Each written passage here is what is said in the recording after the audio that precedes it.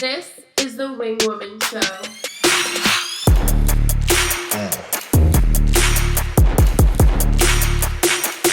Are you ready? You are listening to The Wing Woman Show, and this is your host, Morgan Bars.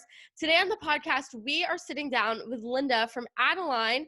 Adeline is a clothing boutique that I originally found on TikTok, which is, of course, where you find all the cool and fun things now these days. She grew her boutique from a room in her house all the way to a multi-million-dollar boutique with the most beautiful headquarters. I love following her on Instagram and TikTok because I love seeing all the aesthetic mugs that her company uses. I love it. Okay, it's something so inspiring, especially because in this episode and in this conversation, she really dives deep into how sometimes when the sales weren't coming or maybe her growth was a little stagnant, how she got creative to group things together or found creative ways to pivot the business to bring in those sales again. And I really feel like this conversation is a must listen for people who are growing their clothing boutiques, growing their accessory businesses. So without further ado, let's roll into today's episode. Before you even started your business now, like when you were younger, what did you think you wanted to be? I'm like really young veterinarian, but I think that's Really? pretty common, right, for animal lovers. I Yeah. have no propensity to science or anything like that. So that was just wanting to be around animals. But as I got older, definitely small business spoke to me. It still does. So that's really where I wanted to be. And going into college, I kind of entered in this weird time when journalism was changing, and I really wanted to be in this PR journalism field. And they kind of changed the major as I went through it to more social media because that happened. And so I kind of changed with journalism, followed social media to marketing. And so my career path just kind of followed the trends as they went. And I went to school for fashion and marketing, or like as marketing kind of changed and or I changed with it. And so Right. yeah, that's kind of where I landed. So you talk about like how you started to fall in love with small business. Did you have anyone in your family that owned a small business, or what did like inspired you to like learn more about it? Through college, I worked for restaurants, very locally owned restaurants, and then a really great health food store that really put me through college. It was my job all throughout college, and I managed that.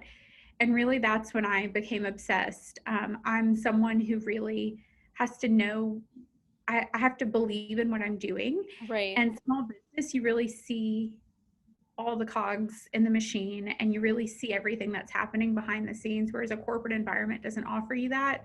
So Right. I really liked the hands-on and knowing what my work and my time Right. was going into, the values behind them, whether it be a family, whoever it is. So that's really where I fell in love with it, restaurants and retail stores. Yeah, I feel like for me throughout college too, like that impacted where I am today so much because I only work with individuals on the PR side of things because when I first started, I only interned with individuals and you get so connected with them. So you probably like experience the same thing at the health store. Like you get so connected with like the family that owns the business, the customers, everything. For sure. And that as I went into freelance, it really, like ideas I had in the morning could be executed by night. You weren't, Right. there was no red tape. People liked your ideas or they didn't, and they were vocal about it or they weren't. And that's what I love about it. And that's what we try to instill at Adeline, where you're heard and we really want to tackle ideas Yeah. quickly. So I just love small business. Yeah, so after college, you said you went into freelancing? Yes, I mean, that's kind of my journey is how I talk about college, how I transitioned with the field of journalism, switching over to marketing. The world kind of was changing with social media, and there weren't positions, which is unheard of now. I mean, Right, yeah. hire for social media. The jobs I was going for were, again, working for small businesses, really trying to find my way. And they needed someone to do social Right. media. They didn't know they needed that. And so people would just kind of hand me a computer and say, oh, you can post on Facebook, back when the only business page you had was Facebook. And so I grew with that, and I taught myself, and I used a lot of my graphic design from college to say, hey, I have this to offer, and I understand SEO, and I understand this. I didn't really have any formal training, and just started picking up clients and working full time for some small businesses, doing their websites and their social media. And it really, as crazy as it is for people entering the workforce now, I was with social media every step of the way. I remember the first days of Instagram. I remember getting an invite to Pinterest that when it, oh my gosh, like when it was opening, they sent like certain people invites. So I've just seen it all happen, and it's been such a blessing. I mean, now we really search for younger people who understand social differently than, you know, a dinosaur like me who got an early invite to Pinterest. But it really was a blessing back then to grow up with it and see it transform to making or break a business. And a lot of people didn't understand that at the time, and I saw it happen. So that's kind of my social media background and how I got into doing freelance work. Wow. So when you decided to go freelance, was that something you were nervous about doing because you weren't going with like a traditional route with like a corporate job or something like that? No, not at all. You weren't? No, because I was already working. I had not worked a corporate job. I've never, you know, I didn't have that structure. And so the stakes were low. I wanted to be scrappy and make money, and I like having the control, which I think my staff would agree with. I really like, I'm a control freak, and I like to be hands-on. So it really wasn't scary, which it all depends on what your stakes are. If I was working this awesome job with great benefits, it would be it'd be horrifying, but no. It was really an easy plunge to take because I trust myself more than someone. Of course. So yeah. So do you know what your Enneagram number is? Because you talked about like you like to have control and all that. Have you heard of the Enneagram test? Yes, I believe I'm a 4. You're a 4? Okay, I'm gonna have to read up on a 4. I don't know. My friend made me take it, and she knows, and she can like call me out as that. But I get too into those things. Like I can't look into it. I know. Too much into it. I know. I get so into them too. Yeah. So I know, right? So when was the first moment, like, so you're freelancing, and then when did you start getting inspired to start the business that you have now?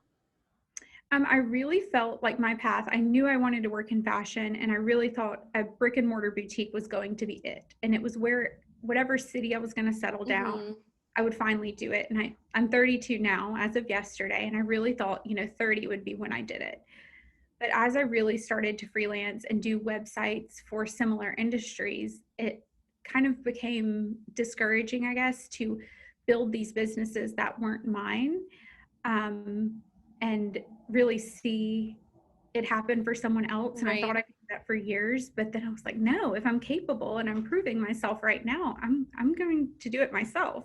Right. So it really just became a frustration of some work environments I didn't think I could thrive. I started Adeline at 25 or 6, I think 25. Wow. So it became a realization that I wasn't going to make it doing it for anyone else for 5 more years. So as I really started to enter fashion as freelance, I could have done real estate and, oil field, and a lot of the clients I had, I could do that forever because it wasn't my passion. Right. What I wanted to do for myself. But as soon as I entered fashion, I only lasted about 1.5 years before I said, this has to be my own. Like I wanted to do it myself. And I thought I'd run out of ideas and not be able to achieve it myself, which I know now you don't run out of ideas. Right, exactly. Changes. Yeah, because it's so like embedded in you. I heard this one story about like an idea fairy. Have you heard of this? I think it's from Eat, Pray, Love, where basically it's like this concept that like little idea fairies come and they like nestle in your heart. And then once you actually pursue that idea fairy like stays with you and helps you like pursue it. It's like the cutest thing. It could be a children's book. I love that. Yeah, it is so cute. I'm going to go with that because I get frustrated where I'm like, what is left? Like it, finding inspiration and that fear that it's already been done or like, did I get this somewhere? Did it embed somewhere from somewhere else? So I like it better than a fairy instead of. Just think of it like a fairy. She's just sprinkling these little ideas into your head. So you started it in your house, right? Like what were the first steps of that? Like how many items did you order? Did you start with clothes or like what did you start with? I started very slow. I went into buy sell trade groups in Facebook. There was one where a lot of girls from my college were. And I started just selling pieces. And this was just to make extra money. And I knew I was on my way out of, I knew I needed to start, but I needed a way to generate enough income to do that. So I had a ton of items from college. This was back in the day when you wore something on Instagram and you didn't wear it again. I'm so glad we're over that. I know, right? But it's so silly. So I was selling these dresses I wore to weddings. And then, you know, someone would say, did you sell that black lace one? I'm like, yes, I did. But I saw this on this website, or I saw this place. And I really started to become so involved in hunting items down, even if there was nothing for me to gain from it. And it became where people were coming and asking me to source things for them, be like, well, I really want this look. And I don't think I'm a stylist, and that was never going to be my future. But it hit this tipping point where there was nothing left in my closet, like nothing. Wow. And because I was so obsessed and addicted to the income selling old things from my closet, and then this helping people and connecting with these women. And a lot of these women were people I went to college with that I didn't even know. So having that connection was huge. And so I hit this point where, what do I do? So I had been writing names down of brands in my closet, boutique brands and vendors that I loved, and the stuff that was left behind for me to wear to work, and things that the fit was really well. Right.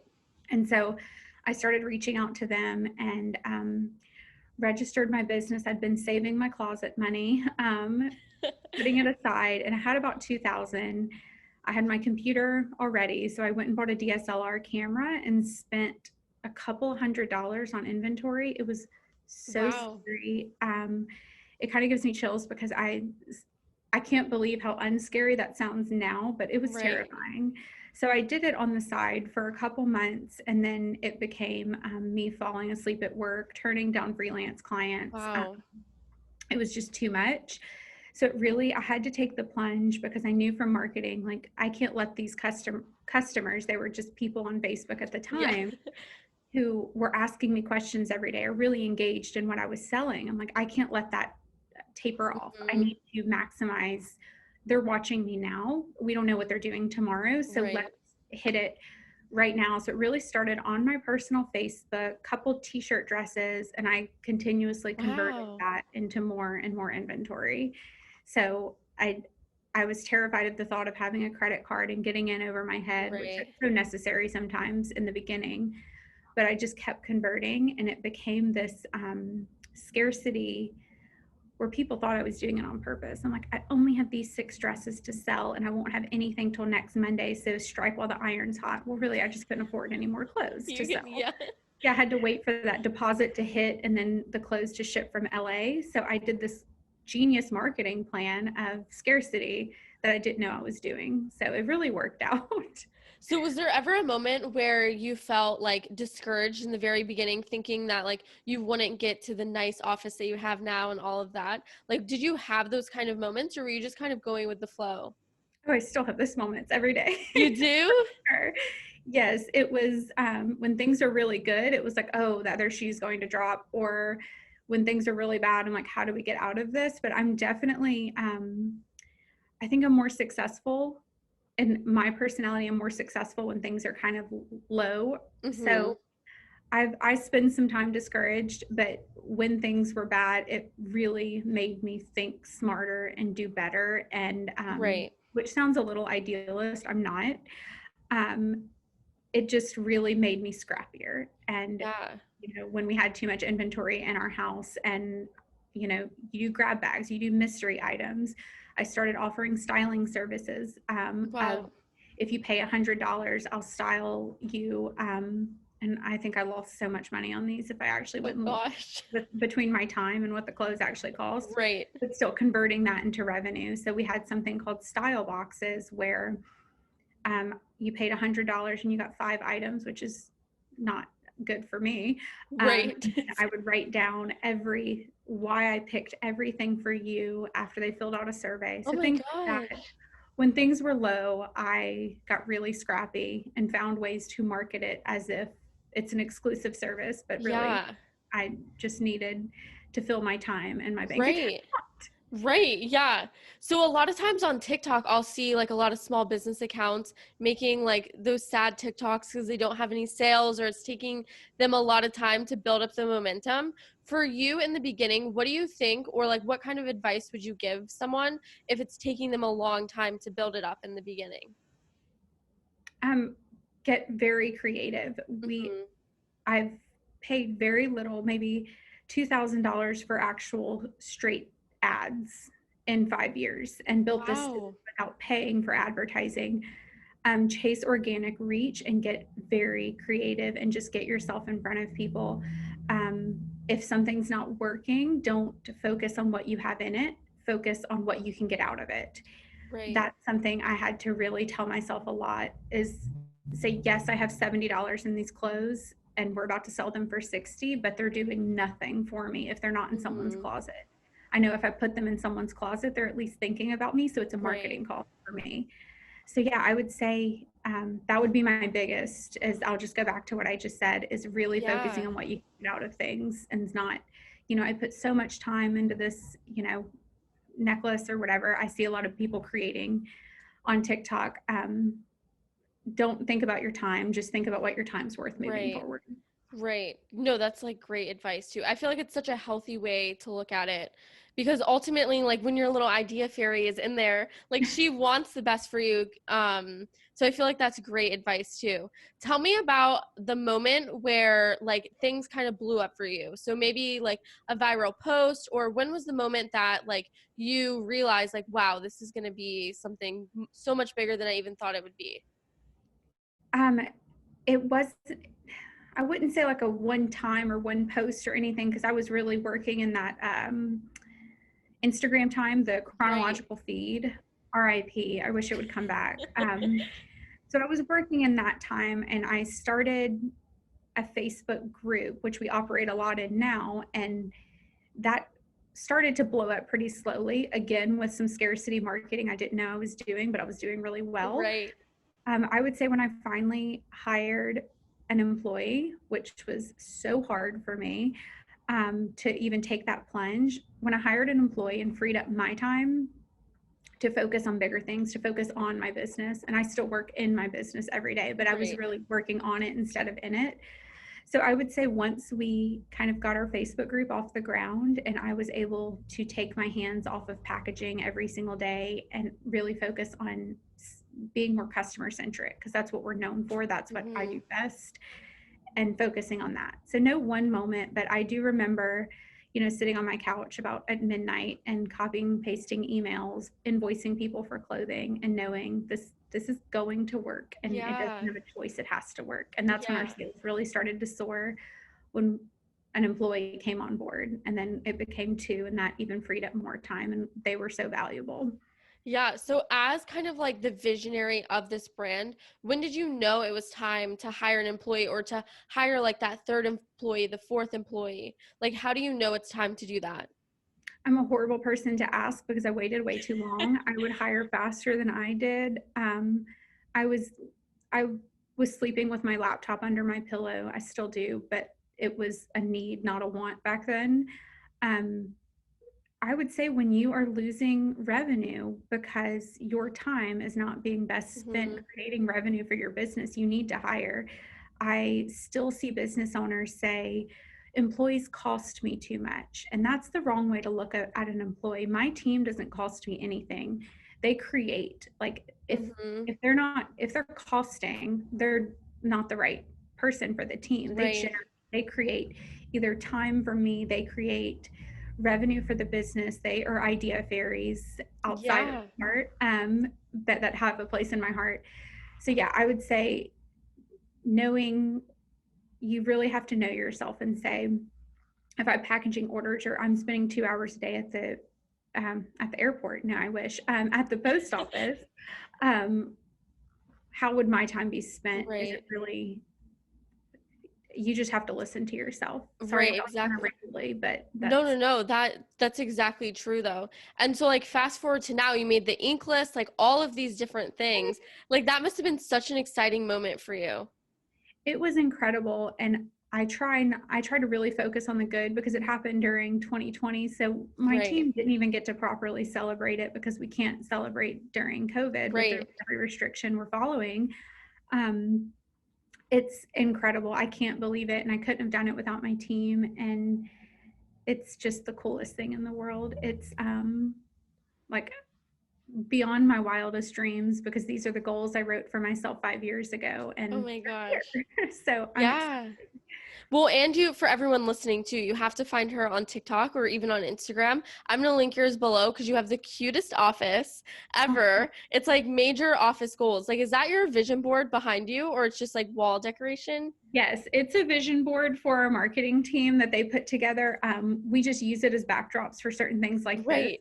So I'm sure some bloggers or other people, I know these are from personal Instagrams. So people are gonna be like, oh, that's my photo. That's But so yeah, we funny. have a lot of vision boards around the office, things to look at and strive for, our Instagram and TikTok. So yeah, we started in my house and then moved to different warehouses, and it just became clear that it's important for me for women to have a place that looks that reflects us, and it's important. And some people are like, oh, it's just an office, but we feature it so much because it is really a reflection of us. And Right.